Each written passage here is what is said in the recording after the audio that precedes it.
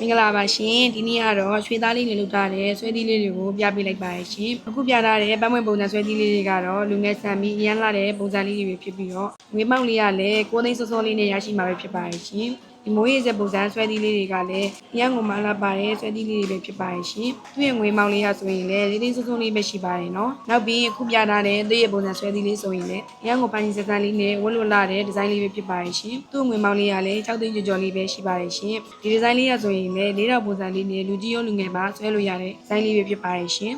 ဝင်းမောက်လေးကလည်း9သိန်းစိုးစိုးလေးနဲ့ရရှိမှာပဲဖြစ်ပါရဲ့ရှင်အခုပြထားတဲ့ပုံစံလေးကလည်းမိုးရေစက်ပုံစံလေးကိုမှအဲမှာမိုးရေစက်ပုံစံဒီလေးကိုထည့်ထားလို့ရှင်းစရာကောင်းပါရဲ့ရှင်ဝင်းမောက်လေးကလည်း9သိန်းကျော်လေးပဲရှိပါရဲ့ရှင်ကိုနောက်ဆုံးပြထားတဲ့ပုံစံလေးက4000မနစ်တာပုံစံလေးပဲဖြစ်ပါရဲ့ရှင်သူ့ရဲ့ဝင်းမောက်လေးကလည်း6သိန်းကျော်လေးပဲရှိပါရဲ့ရှင်ဒါကြောင့်မို့လို့ဒီဇိုင်းဆန်းပြီးတော့ရှင်းစရာကောင်းတဲ့ဆွဲသီးလေးတွေကိုဝင်းမောက်တင်လေးနဲ့ရမှာမို့လို့မင်းတို့တင်တန်းကိုအရောက်လန်းလာခဲ့ဖို့ဖိတ်ခေါ်လိုက်ပါရဲ့ရှင်